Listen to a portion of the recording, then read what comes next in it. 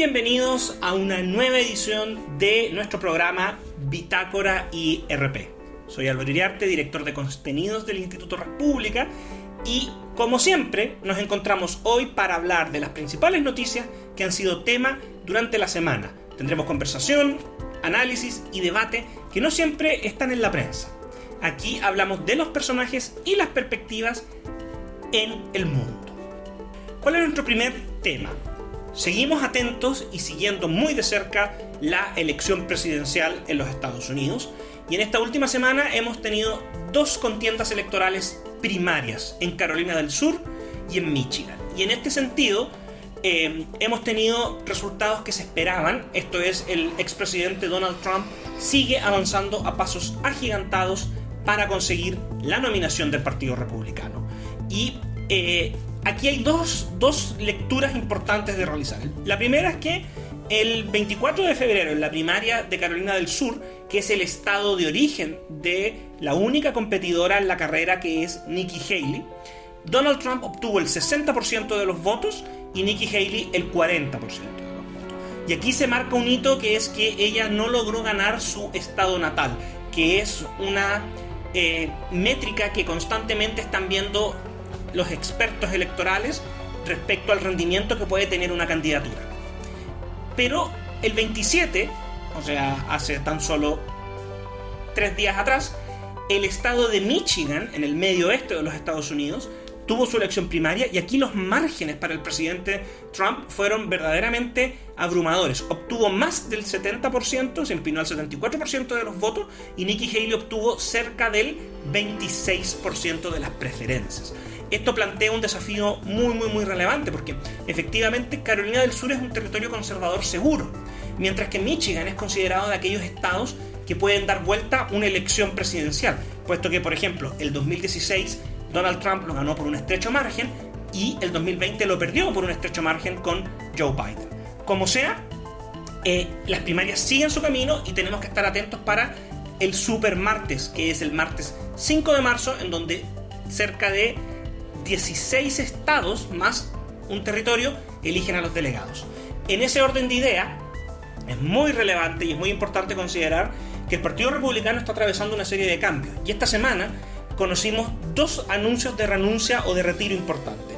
El primero de ellas es que la presidenta, podríamos decir, del partido, Ronna McDaniel, que ingresó en 2016 y que es una aliada desde entonces de Donald Trump, anunció que deja el cargo en medio del proceso de primaria, y al mismo tiempo, a los pocos días, se produce otra renuncia, que es Mitch McConnell, senador de Kentucky, líder de los republicanos en el Senado. Esto significa que cuando tienen mayoría es el que dirige el Senado, y cuando no la tienen es el líder de la minoría. Anunció también su retiro. A diferencia de la relación de Ronna McDaniel con Donald Trump, la relación de Mitch McConnell ha sido un poco más tensa, y esto en el fondo podría ser un reflejo del avance de Donald Trump en la toma de control del Partido Republicano.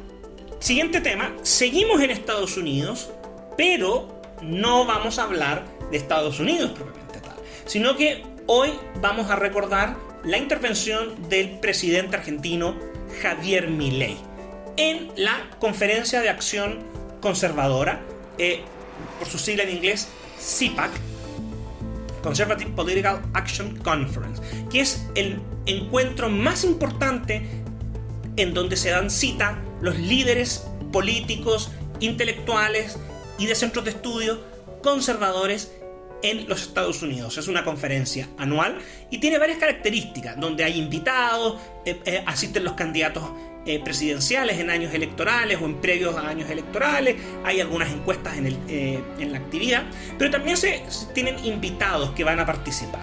Y el presidente Milei fue invitado a esta actividad, dado que ha causado mucho revuelo, particularmente su forma de plantearse frente al socialismo y también las políticas públicas que está tratando de implementar en Argentina. Ahora, no tenemos que olvidar que hace un tiempo atrás, y lo comentamos en este programa, el presidente Milei dio un discurso muy interesante en Davos, donde criticaba al socialismo, al estatismo y a la casta política.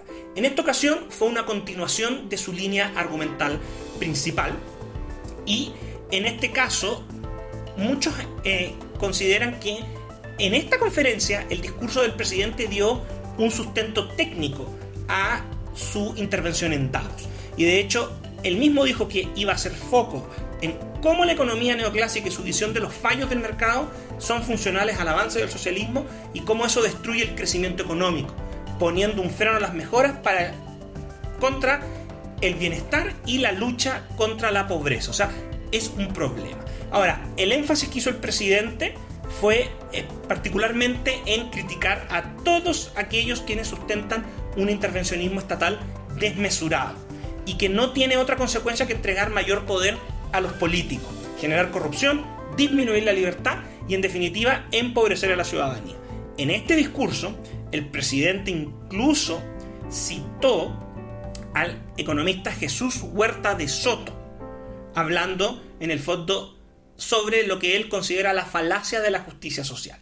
Ahora, el cierre de este discurso, que fue muy bien recibido por la audiencia, tiene que ver con ¿cuál es el mensaje central del presidente Milei? No dejar avanzar el socialismo, no avalar la regulación innecesaria, no avalar la idea de que solo falla el mercado y no permitir el avance de una agenda asesina, refiriéndose entre otras cosas al aborto. Esto es súper importante, súper relevante, y por supuesto en la recepción de este discurso no solamente generó efectos en Estados Unidos en la conferencia, donde también se dieron cita a otras figuras como el presidente de El Salvador Bukele y el expresidente Trump, pero también vamos a seguir viendo este tipo de repercusiones en Latinoamérica. Así que, como siempre, estar atento a las redes sociales del presidente Milei y a la noticia.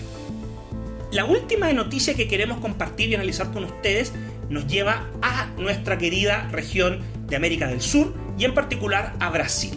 ¿Qué pasó en Brasil? El 25 de febrero, el expresidente Jair Bolsonaro, que ustedes saben que está inhabilitado para competir en elección presidencial hasta el año 2030, logró reunir en una manifestación en Sao Paulo poco más de 185.000 personas, en el primer acto político que encabeza desde que fue derrotado en aquella elección presidencial contra el presidente Lula da Silva en el 2022. En esta ocasión, el presidente Bolsonaro, como ya se ha hecho habitual, apareció con la camiseta de la selección brasileña de fútbol. Y además, para mostrar su apoyo a Israel en el conflicto internacional que se está desarrollando en Medio Oriente, con una bandera de Israel, ¿ya? ¿Cuál fue el motivo o qué fue lo que se buscó con esta manifestación? Esta manifestación tenía por objetivo hacer el punto en medio de lo que muchos consideran una ofensiva judicial en contra del exmandatario, que lo acusa de haber sido el organizador de un golpe de Estado fallidos. En un contexto que no debemos olvidar que hace unos pocos días la policía le requisó el pasaporte y los tribunales decretaron un arraigo nacional para Jair Bolsonaro.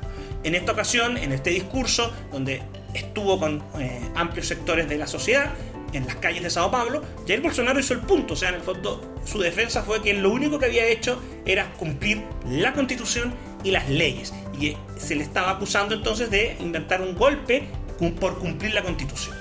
Ahora, lo otro que fue relevante es que el presidente Bolsonaro hizo un llamado a todos sus seguidores, pero también a la prensa, a no permitir que el poder político elimine por secretaría, elimine por medidas administrativas o judiciales a los opositores, que es una de las principales preocupaciones que están experimentando todos quienes formaron parte del gobierno de Jair Bolsonaro o que lo apoyaron desde distintas instancias como la sociedad civil o el Congreso de Brasil. Hay que poner atención, por supuesto, porque este año tenemos elecciones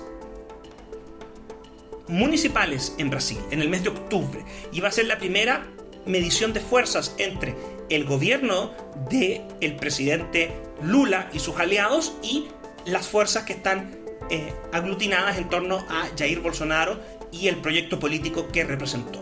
Y esto es una antesala a las elecciones presidenciales del 2026, que, como dijimos, no puede competir el expresidente, pero eso no significa que un buen resultado en las elecciones de octubre permita levantar candidatos para disputar la presidencia de Brasil. Y así, queridos amigos, hemos llegado al final de esta edición de Bitácora. Los dejamos cordialmente invitados para nuestra próxima programa, que será en este mismo canal de YouTube a esta misma hora, y por lo tanto estén atentos a las redes sociales del Instituto República: Facebook, Instagram, TikTok y YouTube. Los esperamos y muchas gracias por acompañarnos.